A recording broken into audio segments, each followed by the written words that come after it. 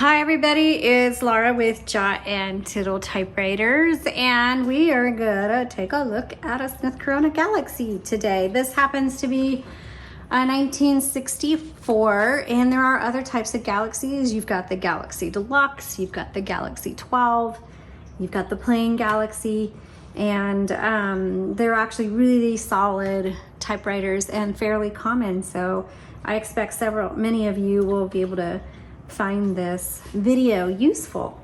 So let's take a look around. I'll show you the different parts of it, and also there is a link that it demonstrates how it types. This is an all manual typewriter, and the first thing I'm going to show you is how to find your serial number. So you need to move your carriage to the left, open up the cover, and get a handy dandy light. And over here on the side, and you're not going to be able to see it in the video, but right over here on the side, right here, is the serial number. And then you can go to typewriterdatabase.com and look up a manufacturer date for it. So that is where it is. Okay. So let's go ahead and start. You've got your carriage back here, and to move your carriage, there is a lever on each side, and you just pull it in, and you just can go back and forth, and that bell is nice and strong. And what that bell tells you is that you're at the end of your margins. Now, to set your margins, there are two white tabs on each side. You just press and push them in to wherever you want your margins to be. So, you know, if you're doing a postcard, you might want to bring them way in, or, you know, however you want to do that. Now, this does have a paper holder, voila, right there. And, okay, margins in. Now, when you get to the end of the margin, the typewriter is going to stop. And unlike a computer, it does not automatically go to the next line. So I'm gonna load a paper, and I'm gonna show you how to release the margin in case you're like in the middle of a word and the typewriter stops on you.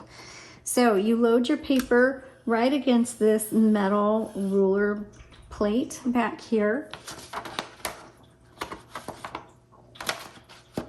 And you just turn the handle. Make sure your paper is underneath this bar. Your paper needs to be held taut against that roller. The roller is also called the platen.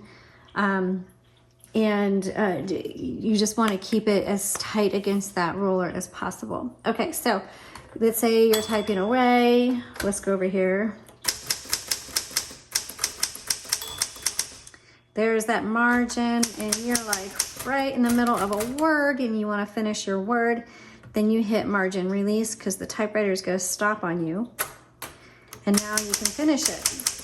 And then hit your return handle. Okay? So that is what that is for. Over here on the right side, you're going to see this lever. That's your paper release. So let's say you load your paper and it's really crooked. You just do that paper release. I like to bring my paper up so it's like halfway. Make sure it's nice and even, and then engage it. And I got it a little uneven there. There we go. And then engage it. And so that's what that is for.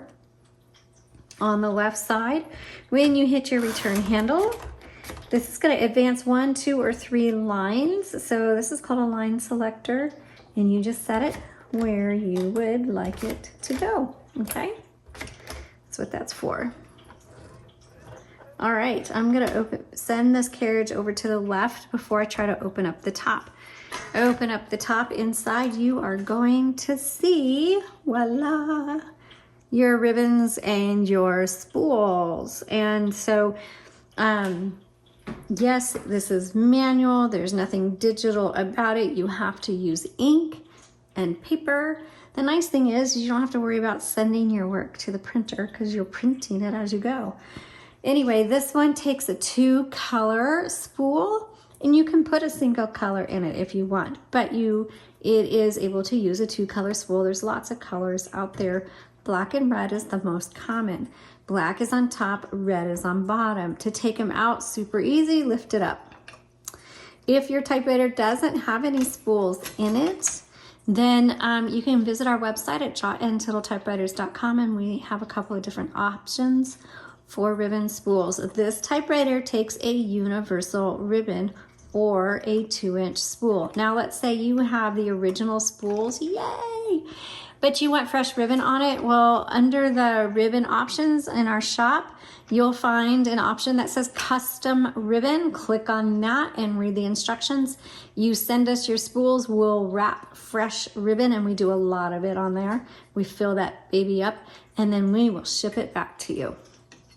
Okay, and if you have odd spools, you know, it doesn't have to be a traditional 2-inch spool. If you have different size spools, we'll wrap that ribbon for you as long as it takes 1/2-inch ribbon. Okay, so you just pop that back down when you've got a new ribbon. Make sure it's threaded through the guide wires. There's one here, these here, over here. For reference, there is a photo of this area, and if you look in the description below, and there's a link to a product listing. Click on that, and there's all kinds of photos, including one of this area where you can reference on how to load your ribbon. Okay, once you get to the end of the ribbon, it is not the end of the ink in the ribbon. You need to reverse that, and the reverse switch is right here if you need to do it manually.